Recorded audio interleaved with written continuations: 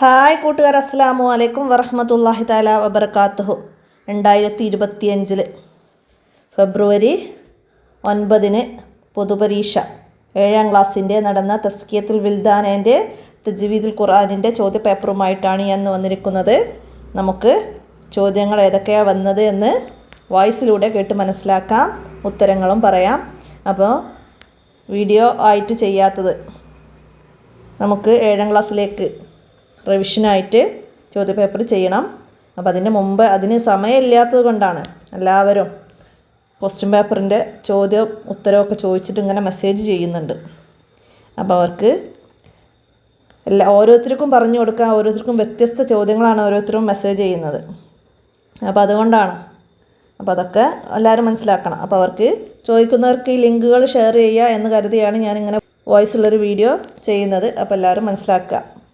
അപ്പോൾ നമുക്ക് ചോദ്യത്തിലേക്ക് കിടക്കാം. അപ്പോൾ ഈ ചോദ്യപേപ്പറൊക്കെ ഇപ്പോൾ നിങ്ങൾക്ക് കഴിഞ്ഞ എല്ലാ ചോദ്യപേപ്പറും നിങ്ങൾക്ക് കണ്ടപ്പോൾ നിങ്ങൾക്ക് ഞാൻ ഈ ഒരു മാസമായിട്ട് 7ാം ക്ലാസ്സിൻ്റെ ചോദ്യപേപ്പറുകൾ റിവിഷനായിട്ട് മോഡൽ ക്വസ്റ്റ്യൻ പേപ്പറൊക്കെ ആയിട്ടൊക്കെ ചെയ്തിട്ടുണ്ട്.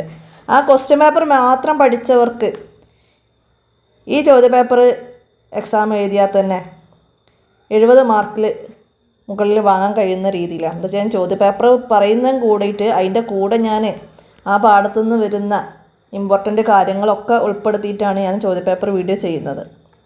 അപ്പോൾ അത് നിർത്തിവെച്ച് ചോദ്യപേപ്പർ മാത്രം നോക്കുന്നവർക്ക് എൻ്റെ വോയിസുകൾക്കൊന്നും കേൾക്കൂല. അല്ലാതെ ഈ ചോദ്യപേപ്പർ വീഡിയോ റിവിഷന് ഉപകാരപ്പെടുത്തുന്നവർക്ക് അത് മാത്രം, ഞാൻ പറയുന്നത് മാത്രം പാഠഭാഗത്തിൽ അടയാളപ്പെടുത്തി പഠിച്ചാൽ മാത്രം മതി ഈ പരീക്ഷയിൽ നല്ല മാർക്ക് വാങ്ങാൻ കഴിയും. അത്രയും സിമ്പിളായിട്ടുള്ള ക്വസ്റ്റ്യൻസാണ് നമ്മൾ വീഡിയോ ചെയ്തതും അതിൽ വന്ന ചോദ്യങ്ങളും അതിൻ്റെ കൂടെ പറഞ്ഞ കാര്യങ്ങളും മാത്രമാണ് ഇതിലുള്ളത്. അപ്പോൾ എന്തൊക്കെയാണ് ചോദ്യം വന്നത്? 16 തവണ തേള് കുത്തിയിട്ടും ഹദീസ് ക്ലാസ് നിർത്തിയില്ല. ആരായിരുന്നു?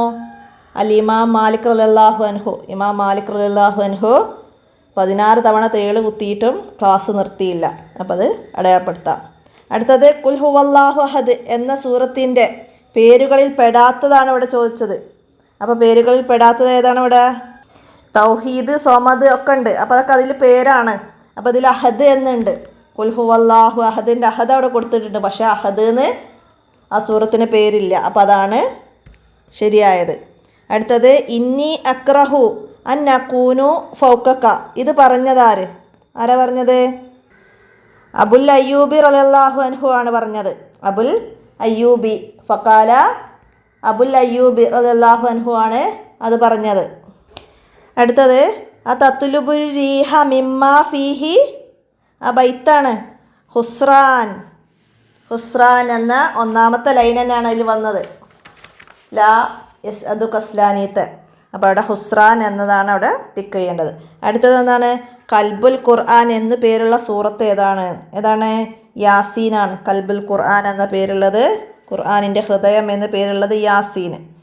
അടുത്തതാ തൂനി എന്നതിൻ്റെ ശരിയായ പാരായണം. അവിടെ തൂനി എന്നും തൂനി എന്നും ഈത്തൂനി എന്നൊക്കെ തന്നിട്ടുണ്ട്. അവിടെ ഈത്തൂനി എന്ന മൂന്നാമത്തെ ഓപ്ഷനാണ് ശരിയായത്. അടുത്തത് എന്താണ്? ചേരുംപടി ചേർക്കാനാണ്. നമുക്ക് മാച്ച് ചെയ്യാൻ വന്നത് എന്താണ്? ഇസ്ഹദ് ഫിദ്ദുന്യ ബി ഹബിലില്ലാഹി മിൻ ജവാമിൽ കൽമി എന്നതിൽ നിന്നാണ് അത് വന്നത്. അതിൻ്റെ ഡി എഴുതാം. അടുത്തതാ ഇത്തക്കില്ലാഹി. എന്താണ്? ഇത്തക്കില്ലാഹി ഹൈസുമാ കുന്തും. അതിൻ്റെ ഓപ്ഷൻ എ. അതും ആ പാഠത്തു നിന്ന് തന്നെയാണ്. അടുത്തത് എന്താണ്? സാർജിയോ ഇലൽ ബൈത്തി അദം ഔ ബഅദ അദിൻ. അത് നമ്മൾ അവസാനത്തെ ഒരു ചാപ്റ്റർ ഉണ്ടായിരുന്നു, ലീവ് ലെറ്റർ എഴുതുന്ന ഒരു ചാപ്റ്റർ ഉണ്ടായിരുന്നു. അതിൽ നിന്നാണ് വന്നത്. അപ്പോൾ അതിൻ്റെ ഇ എന്ന ഓപ്ഷൻ എഴുതുക. അടുത്തതാ അത്തുമന്നാലക്ക.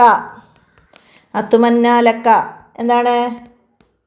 രഹിലത്ത മുംതിയ അജ്മീർ ഷെരീഫ് എന്ന പാഠത്തു നിന്നാണ് അത് വന്നത്. അപ്പോൾ അതിൻ്റെ ബി എന്ന ഓപ്ഷൻ അതിന് നേരെ എഴുതാം. അടുത്തതാ വഷ്ദ് യദൈക. ഓപ്ഷൻ ഡി ബി ഹബിലില്ലാഹി ലാ യസ് അദു കസ്ലാനി എന്ന ബൈത്തിൽ നിന്നാണ് അത് വന്നത്. അപ്പോൾ അതിൻ്റെ ഡി എന്ന ഓപ്ഷൻ നമുക്ക് അവിടെ എഴുതി കൊടുക്കാം. അടുത്ത ഇനി വിട്ട ഭാഗം പൂരിപ്പിക്കാനാണ്.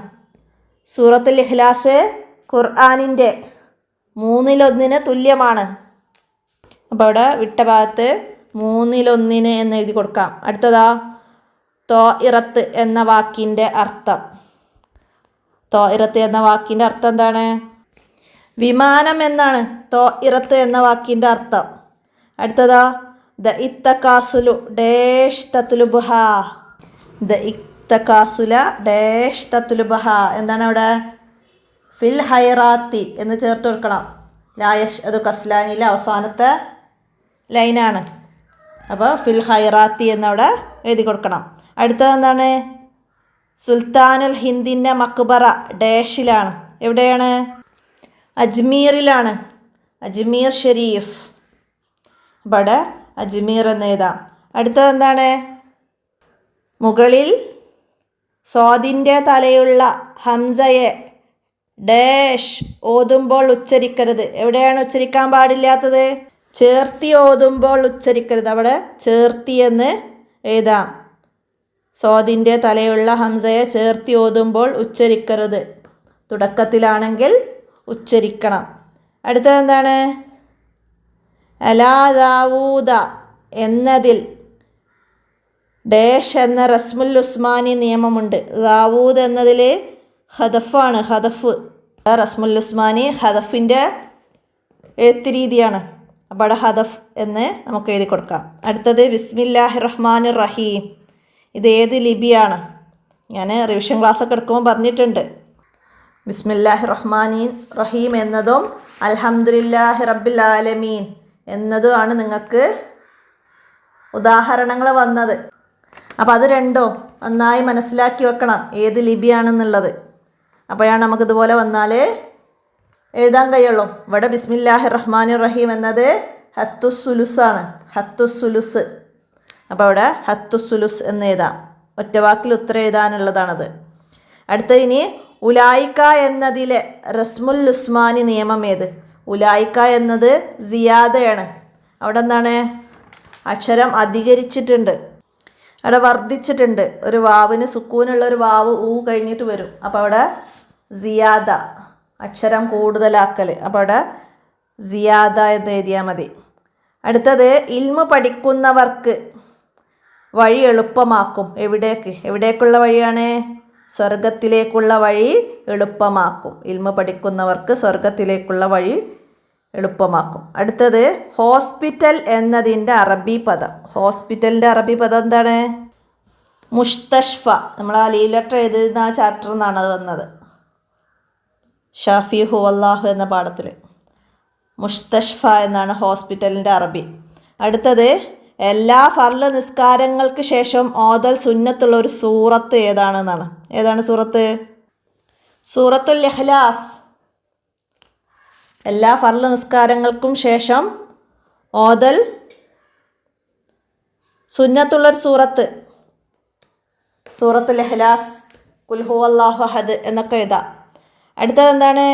നബി സല്ലല്ലാഹു അലൈഹി വസല്ലമ മദീനയിലെത്തിയ മാസം. ഏത് മാസത്തിലാണ് മദീനയിലെത്തിയത്? റബിയുൽ അവ്വലിലാണ്. റബിയുൽ അവ്വൽ 12-നാണ് മദീനയിലെത്തിയത്. അടുത്തത് ഒറ്റവാചകത്തിൽ ഉത്തരം എഴുതാനാണ്. അല്ലാഹു തആലയുടെ സമാധാനമിറങ്ങും എവിടെ? റഹ്മത്ത് പൊതിയും ആരെയാണ്? എവിടെയാണ്? ഒരു സമൂഹം ഒരുമിച്ച് കൂടി അള്ളാഹുവിൻ്റെ വീടുകളിൽ അവൻ്റെ ഗ്രന്ഥം പാരായണം ചെയ്യുകയും അവർ പരസ്പരം പഠനം നടത്തുകയും ചെയ്താൽ തീർച്ചയായും അവരുടെ മേൽ സമാധാനമിറങ്ങും. കാരുണ്യം ചുറ്റിപ്പൊതിയുകയും മലക്കുകൾ വലയം ചെയ്യുകയും ചെയ്യും. അള്ളാഹു അവൻ്റെ അടുത്തുള്ളവരോട് അവരെപ്പറ്റി പറയുകയും ചെയ്യും. എവിടെയാണ്? അപ്പോൾ അവിടെ അള്ളാഹു തആലയുടെ സമാധാനം ഇറങ്ങും എവിടെയെന്ന് വെച്ചാൽ അള്ളാഹുവിൻ്റെ മാർഗത്തിൽ ജനങ്ങൾ ഒരുമിച്ച് കൂടി ഇൽമിൻ്റെ പഠനം നടത്തുകയും അത് മറ്റുള്ളവർക്ക് പകർന്നു കൊടുക്കുകയും ചെയ്യുന്ന സ്ഥലത്ത് റഹ്മത്ത് പൊതിയും അപ്പോൾ അവരെ റഹ്മത്ത് പൊതിയുകയും ചെയ്യും. അപ്പോൾ ആ മിൻ ജവാമിൽ കലിമിയ എന്ന് പറഞ്ഞതിലെ അവസാനത്തെ മൻ സലക്കലക്കും ത്വരീഖൻ ഇൽതമിസു ഫീഹി ഇൽമൻ, അതെന്താണ് അത്, അതിൻ്റെ സാരാണ് അവിടെ മനസ്സിലാക്കി എഴുതേണ്ടത്. അടുത്തത് എന്താണ്? ഖബറിലെ ഞെരുക്കത്തിൽ നിന്ന് രക്ഷ തേടാം. എങ്ങനെയാണ്? ഒരാൾ തൻ്റെ മരണരോഗത്തിൽ ഖുൽ ഹുവല്ലാഹു അഹദ് 100 തവണ ഓതിയാൽ അവനെ ഖബർ ശിക്ഷിക്കുകയില്ല, ഖബറിൻ്റെ ഇടുക്കത്തിൽ നിന്ന് നിർഭയനാവുമെന്നും മലക്കുകളുടെ കരങ്ങളാൽ സിറാത്ത് പാല വിട്ടുകിടക്കുമെന്നും ഈ സൂറത്തിനെ കുറിച്ച് വന്നിട്ടുണ്ട്. അപ്പോൾ അവിടെ ചോദ്യം ഖബറിലെ ഞെരുക്കത്തിൽ നിന്ന് രക്ഷ നേടാം എങ്ങനെയെന്നാണ്. അപ്പോൾ അവിടെ എഴുതി കൊടുക്കാം, മരണരോഗത്തിൽ സൂറത്തുൽ ഇഖ്ലാസ് 100 തവണ ഓതുന്നവർക്ക്. അടുത്ത ചോദ്യം, നബി സല്ലല്ലാഹു അലൈഹി വസല്ലമ അബുൽ അയ്യൂബി അൻസാരി റളിയല്ലാഹു അൻഹുവിൻ്റെ വീടിൻ്റെ താഴെ നില തെരഞ്ഞെടുത്തു. കാരണം എന്തായിരുന്നു? ജനങ്ങളിൽ നിന്ന് കൂടുതൽ ആളുകൾ എന്നെ സമീപിക്കുന്നത് കൊണ്ട് താഴെ ആവുന്നതാണ് കൂടുതൽ സൗകര്യം. അതുകൊണ്ടാണ് നബി സല്ലല്ലാഹു അലൈഹി വസല്ലമ താഴെ നില തിരഞ്ഞെടുത്തത്. നബി സല്ലല്ലാഹു അലൈഹി വസല്ലമയെ കാണാൻ ജനങ്ങളിൽ നിന്ന് കൂടുതൽ ആളുകൾ സമീപിക്കുന്നത് കൊണ്ട് താഴെ ആവുന്നതാണ് കൂടുതൽ സൗകര്യം. അതുകൊണ്ടാണ് നബി സല്ലല്ലാഹു അലൈഹി വസല്ലമ താഴെ നില തിരഞ്ഞെടുത്തത്. അടുത്തത് അറബി സാരം എഴുതണം. അതാണ് അറബീൻ്റെ സാരം എഴുതാനാണ്. അന മുസാഫിറുൻ ഇലൽ മക്ക. മുസാഫിർ എന്ന് പറഞ്ഞാൽ യാത്രക്കാരൻ. അന മുസാഫിറുൻ ഇലൽ മക്ക. മുസാഫിർ എന്ന് പറഞ്ഞാൽ യാത്രക്കാരനാണ്. അപ്പോൾ ഞാൻ മക്കയിലേക്കുള്ള യാത്രക്കാരനാണ്. ഞാൻ മക്കയിലേക്ക് യാത്ര ചെയ്യുകയാണ്. ഞാൻ മക്കയിലേക്കുള്ളൊരു യാത്രക്കാരനാണ്. അങ്ങനെയൊക്കെ എഴുതാം. അടുത്ത ഇനി അറബിയിലേക്ക് എഴുതാനാണ്. രോഗം ഭേദമാക്കുന്നവൻ അല്ലാഹു തആലയാണ്. അതിൻ്റെ അറബിയാണ് എഴുതേണ്ടത്. നിങ്ങൾ അവസാനത്തെ ചാപ്റ്ററിൻ്റെ പേര് അഷാഫി ഹുവല്ലാഹു എന്ന് എഴുതിയാൽ മതി. അതിൽ പറയുന്നുണ്ട് ലിയ അന്ന ഷാഫി ഹുവല്ലാഹു വലാ ഷിഫാ ഇല്ലാ ഷിഫാഹു. അപ്പോൾ അവിടെ അഷാഫി ഹുവല്ലാഹു അത് ആണ് അവിടെ അറബി എഴുതേണ്ടത്. അടുത്തത് ലാകിന്ന എന്നത് വഖഫിലും വസ്ലിലും ഓതേണ്ട ശരിയായ രീതി ഏതാണ്? ലാകിന്ന എന്നതിൽ നൂനിന് ശേഷം അലിഫ് എഴുതിയിട്ടില്ലെങ്കിലും ചേർത്തി ഓതുമ്പോൾ അലിഫില്ലാതെയും വഖഫിൽ അലിഫോട് കൂടിയുമാണ് ഓതേണ്ടത്. ലാകിന്ന എന്നതിൽ നൂനിന് ശേഷം അലിഫ് എഴുതിയിട്ടില്ലെങ്കിലും ചേർത്തി ഓതുമ്പോൾ അലിഫില്ലാതെയും വഖഫിൽ അലിഫോട് കൂടിയുമാണ് ഓതേണ്ടത്. അപ്പോൾ അത് എഴുതാം. അടുത്തെന്താണ്? സൂറത്തുൽ വാക്കിയ പാരായണം ചെയ്താലുള്ള നേട്ടം എന്താണ് സൂറത്തുൽ വാക്കിയ ഓതിയാലുള്ള നേട്ടം? ദാരിദ്ര്യം ഇല്ലാതെയാകും. അങ്കറ സൂറത്തും വാക്കിയ ലം തുസിബുഹു ഫാക്കത്തു അബദ. സൂറത്തുൽ വാക്കിയ പാരായണം ചെയ്യുന്നവന് ഒരിക്കലും ദാരിദ്ര്യം പിടിപെടില്ല എന്ന് ഹദീസിലുണ്ട്. അപ്പോൾ അത് എഴുതുക. അടുത്ത കുറിപ്പ് എഴുതാനാണ്. 5 വരിയിൽ കുറയാതെ. ഇമാം മാലിക് റളിയല്ലാഹു അൻഹുവിന് ഹദീസിനോടുള്ള ആദരവ് അതാണ് എഴുതേണ്ടത്. നമ്മൾ റിവിഷൻ ക്ലാസ്സിൽ പ്രത്യേകം പറഞ്ഞിരുന്നു. അപ്പോൾ അതാ പാഠത്തിൽ നന്നായിട്ട് പറയുന്നുണ്ട്. ഇമാം മാലിക് റളിയല്ലാഹു അൻഹു കുളിച്ച് വൃത്തിയായി സുഗന്ധം പൂശി മാത്രമേ ഹദീസ് ഉദ്ധരിക്കാറുണ്ടായിരുന്നുള്ളൂ. അതൊക്കെ പറഞ്ഞ് ആ പാഠത്ത് പറയുന്ന കാര്യം മനസ്സിലാക്കി എല്ലാവരും പഠിച്ചിട്ടുണ്ടാവും അല്ലേ, എഴുതിയിട്ടുണ്ടാവും. പിന്നെ വരുന്നത് സൂറത്തുൽ ഇഖ്ലാസിൻ്റെ മഹത്വമാണ്. സൂറത്തുൽ ഇഖ്ലാസിൻ്റെ മഹത്വം.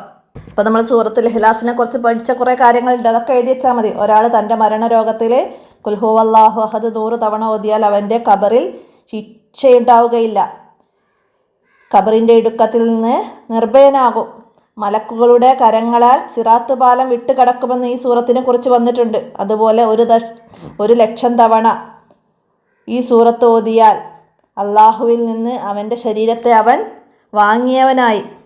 അതിനാൽ അവൻ നരകത്തിൽ നിന്ന് മോചിതനാണ്. ഖുർആനിൻ്റെ 1/3 സമാനവും ഖുൽ ഹുവല്ലാഹു അഹദ് ഖുർആനിൻ്റെ 1/3 സമാനമാണെന്ന് എല്ലാ നിസ്കാര ശേഷവും പാരായണം ചെയ്യൽ സുന്നത്തുള്ള അധ്യായങ്ങളിൽ പെട്ടതാണെന്നും വിരിപ്പിലേക്ക് ചായുന്ന സമയവും ഇത് ചൊല്ലൽ സുന്നത്തുണ്ടെന്നും ഈ സൂറത്തിനെ കുറിച്ചിട്ട് പറഞ്ഞിട്ടുണ്ട്. ഈ സൂറത്തിന് ഒരുപാട് നാമങ്ങളുണ്ട്. നാമങ്ങളുടെ ആധിക്യം മഹത്വത്തിൻ്റെ വർധനവിനെയാണ് സൂചിപ്പിക്കുന്നത്. പേരുകളിൽ പെട്ടതാണ് ഇഖ്ലാസ്, തൗഹീദ്, നജാത്ത്, സമദ്, അസാസ്. ഇവയല്ലാത്ത 20 പേരുകൾ വേറെയുണ്ടെന്നും പറഞ്ഞിട്ടുണ്ട്. അപ്പോൾ അതൊക്കെ എഴുതി സൂറത്തുൽ ഇഖ്ലാസിനെ കുറിച്ച് എഴുതാം. അപ്പോൾ ഇത്രയാണ് ഈ ചോദ്യപേപ്പറിൽ വന്നത്. എല്ലാവരും മനസ്സിലാക്കി